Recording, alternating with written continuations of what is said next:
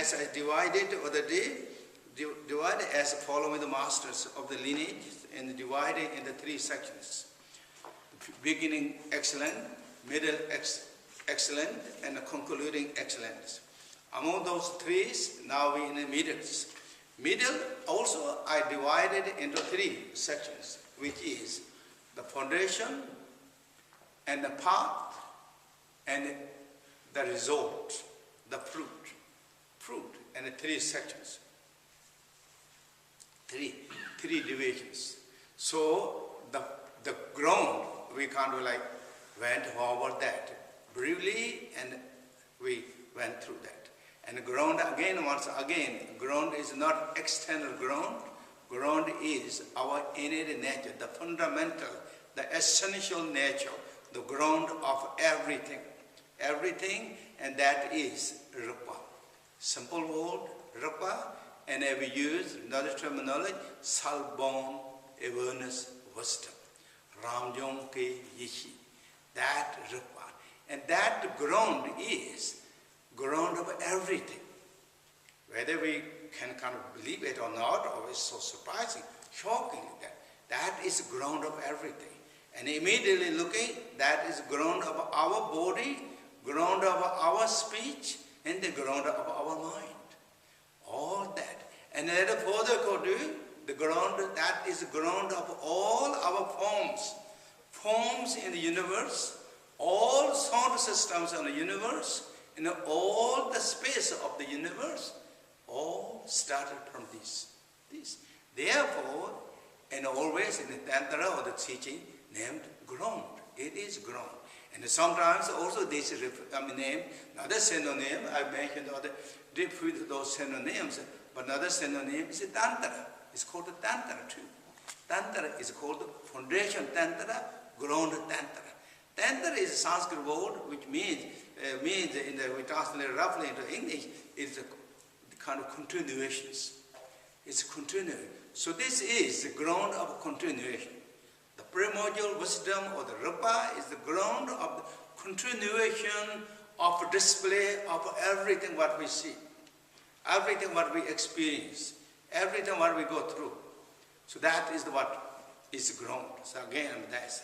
So we went through that briefly of this. This as like pit instruction, and one out that, and pointed out according to lineage teachings. So that's it. And now, today, we move to the next divisions. Next division is, as I said, that first is the ground, then the path, then the fruit or the result. So among that 3, today, now we go over with the path. The path is divided into 3. And that is, I think I mentioned earlier, and I'm sure you heard, and you know that before too. I mean, it's not just during this time we heard. Path has 3. The will, meditation, and the conduct. Those are the division of the path. Will is path. Meditation is a path. Conduct is a path. And all that cooperated together without overlapping, over exposure, or without change. You have to carry all that. 3. And therefore, in the teaching often you say, or those great Dzogchen masters teaching, you say the bit instructions of the will, bit instructions of the meditation, bit instructions of the conduct. 3, this goes side by side or inseparable. It goes out. That. Now, will. Again, I mentioned the other day, and we heard this from our great teacher, Khenpo Tsewang Rinpoche, many times. But will is what we're going to meditate, what we're going to follow the path. Will is so important. That is, we're going to keep up that. Will. We are going to keep the will. Vastness. According to Dzogchen, open, vast as sky. That's what we're going to keep that. Will is so important. And for that reason, what the great, always said, Wu is something that Wu is that something we developed through the understanding of precisely the meaning that without any doubt. So that means confidence on the Wu. Confidence on the Wu is so important. You understood, you're going to wooing that. You're going to woo, beholding that, or you're going to wooing that. When you're wooing that, what is the name? Another name. It's meditation. When you're wooing without that woo, that is meditation. Meditation. So therefore, woo is so crucial and so important that will make the difference of our practice. Woo is important. Therefore, that means doubt. If we have the doubt and hesitations of the woo, then our ground is shaking. Our meditation is shaking. Our conduct will be shaking. Conduct will shake. And therefore, woo is so important. It's like it's knowledge. It's knowledge. Understanding. And that's what great Master Maharaj said.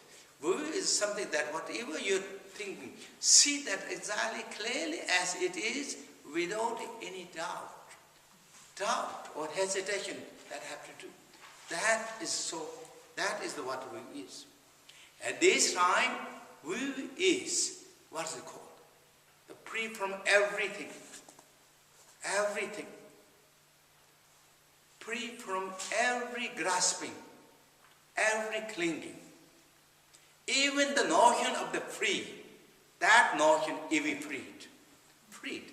That is what is our view of the Dzogchen Buddhists. This is not just on the Dzogchen teachings, but every Buddha's teaching has this. That we know, we started. For example, let's see. Last we go to the Hinayanas. Hinayana has two groups, as again we learned at least 2 groups. Those are known as the Charvakayana and the Partik Buddhayanas. Or a simple we tell, just say Hinayanas. These 2 groups, 2 individual or 2 groups of the practitioners, the Charvakayana and the Partik Buddhayanas. And the Charvakayana is then Arhata. Not Arhata, sorry, I shouldn't use that. Charvaka means actually literally translated the Sanskrit word into Tibet, it translated as tu-do. Tu-do means heard, you heard and you are speaking out that. What that means in a city, Sharvaka, I think in Sanskrit word, is as a listening and speaking. Listened as you heard and speaking out. What that means in the teaching said, because those great arhatas, the Sharvaka, so devoted to the Buddha, they stays right the Buddha, right in front of Buddha, or when the Buddha is giving the teaching, and listen carefully. Is listening the teaching from the Buddha carefully, what they understanding with their compassion, also sharing that to others. Exactly Buddha's word, not altered anything about their, not interpreted by any of their conceptions, adding anything. Tu-do, that. Tu-do means listening carefully and pronouncing that to the others. Exactly that. And that school is then named also as the Hinayanas. Hinayanas, what is the view of the Hinayanas? For example, the Charvakayanas view. Egolessness. That is the view. Egolessness. No egos. No egos. That means no I. Clinging the I is the fundamental problems. Fundamental problems to all the schools. Start from here all the way to the Dzogchen teachings. This is problematics.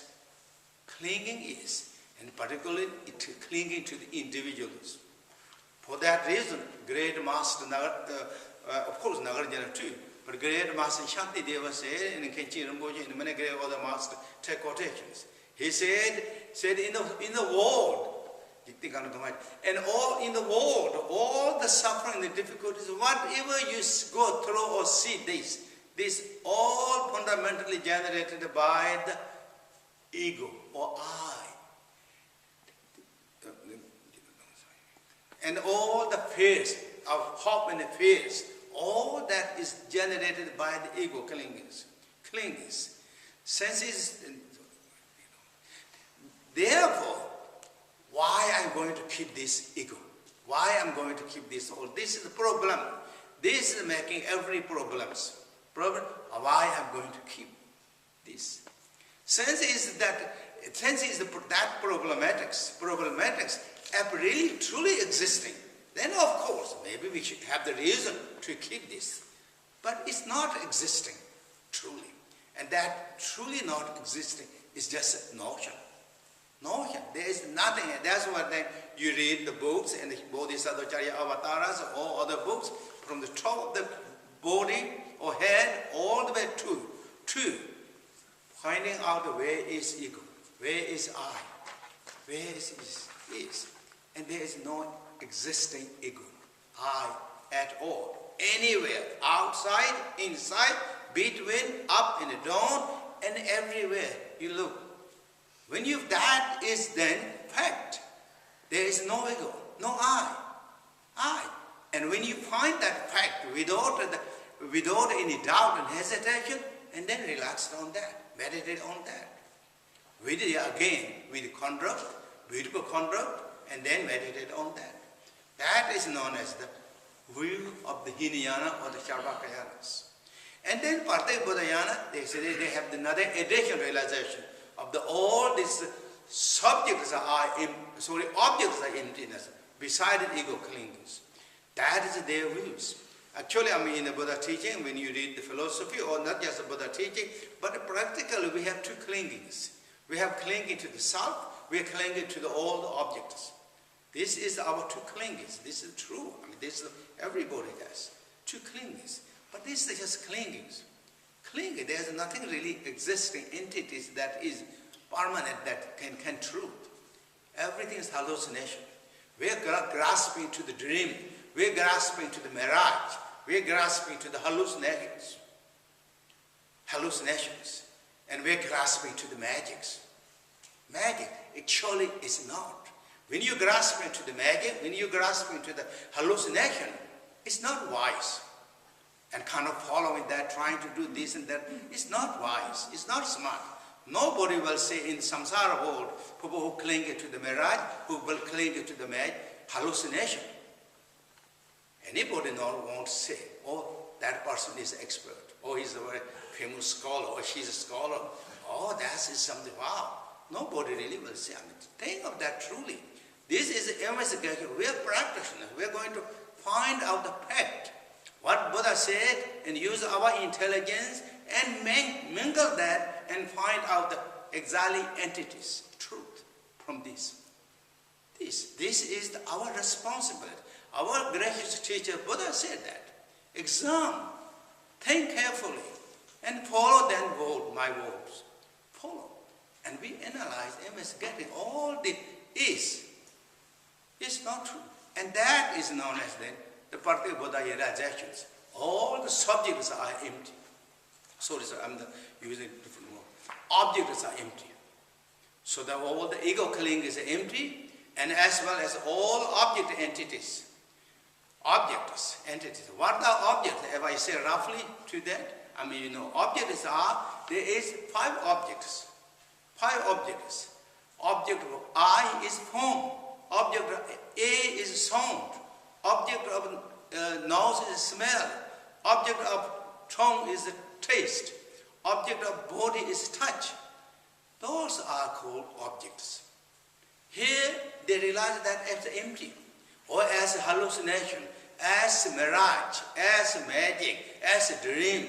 They realize it. That is empty and plus with ego clinging, egolessness, realization, and through that, again applying that, keeping up that view with beautiful conduct and beautiful assistant, and then they got Arhathood, such as particular Buddhas. And that foundation, this is now starting. All the nature is going deeper and deeper. The Buddha teaching goes deeper and deeper and deeper, deeper. And now went to the Mahayana schools. Mahayana school, what we learn? Mind-only schools, and as well as Madhyama schools. There's two schools. Mind-only schools see everything is hallucination, as a dream. Relatively, you see everything as dream, mirage, as hallucinations. Reality now is free, is empty. And see every subject and object, all is empty. And with the beautiful conduct of the bodhicitta, with the beautiful conduct of the understanding, and apply that, and they reach then Buddhahood. Realization of those mind-only schools. This school, always those great masters says that this school, always one have that they hold, is that fundamental mind. The mind that which is free from the duality is that mind existing. Kind of that thought. Therefore, they come as like third schools. They came, so they're holding something still, even though everything is just totally fine and same as like Madhyamaka or as Dzogchen and everything, but there's still something keeping up there, some entities, and that which is known as the subtle mind, that which is free from the dualities, free from the clinging to the subject, free from the clinging to the object. That freed of that entity of the mind, the subtle mind, is there. That's what this thing is. So they're keeping something, therefore, again, kept as like this third schools. And then from now on, all the Dzogchen teaching, everything is freed. Mahayana, such as Madhyamaka, everything is freed. There's nothing existing that entirely universe in samsara and nirvana, one symbolizes the entities, that is not totally freedom, total freedom. That, and which is also known as the free from all the complexities, free from every aspect of the complexities, and beyond that, inconceivable state, everything. Then went up and up again and deeper, and always again with that, and then bodhicitta and get realization. Bodhicitta conduct, beautiful conduct with bodhicitta, and then they got the realization, such as Buddhahood. According to this school, as we heard many times, then those great masters or great like bodhisattvas can reach enlightenment, or highly intelligent bodhisattvas can reach enlightenment within 3 countless eons, 7 countless eons, 32 countless eons, and so forth. But then it's just one path, one way, continuing moving forward, advancing, moving forward, reaching enlightenment to the Buddhahood status. And then go to the Vajrayana and continue one above another. And then in the 3 other levels, and then Mahayoga. See, everything is for great purity status. Mahayoga teaching, what is it? Everything relative level, everything is in divine mandalas. Mandala of the body, mandala of the speech, mandala of the mind. What's the mind? Everything. In the absolute level, that all again in a great emptiness in total equanimity states. There's no difference between absolute, that divine and that emptiness. Same single status. It's just that. And then in the Anuyoga teaching, what the teaching says. Again, in the old way, they say that everything is the vastness state of the Buddha Sammadabhadris, the female Buddha Sammadabhadra status is total. The 3 mandala state again, 3 mandala, and the origin nature is totally open freedom as like as a mandala of the Sammadabhadris. From that nature, unceasing variety display emanation coming as a skillful means of all the Buddha Sammadabhadra, and they are completely united, inseparably united, and displaying all the unceasing qualities of the children of the bodhicitta, the children of the great blissful status. That is everything in the 3 mandala states, all that. And then reaching enlightenment within these lifetimes, or in the Pardo state, and so forth. And now we rank up to the highest state of the teaching, and which is then Dzogchen. Dzogchen we already discussed the other day, and I also repeated a few times again, that everything, no matter whatever there's explanation, whatever that is, all is the primordial wisdom of the Rupa. Rupa, sub-luminosity, clarity, luminosity state. It's the peak of the, like as a pyramid. In a way, pyramid, way of the path, we reach to the peak of the now level. Everything is kind of descended from that, and everything is merged back to the concluded, back the peak of the pyramid of our awareness. Our awareness of the primordial wisdom is the source and the display of everything. And this nature is then in the Trikaya status. Everything emanated from this, everything is concluding to that status. Itself is totally free. Free and empty, open, clarity, and full of the energetic status. That is the Dzogchen Wu. And that meditating of this, then we will continue to move and reaching enlightenment.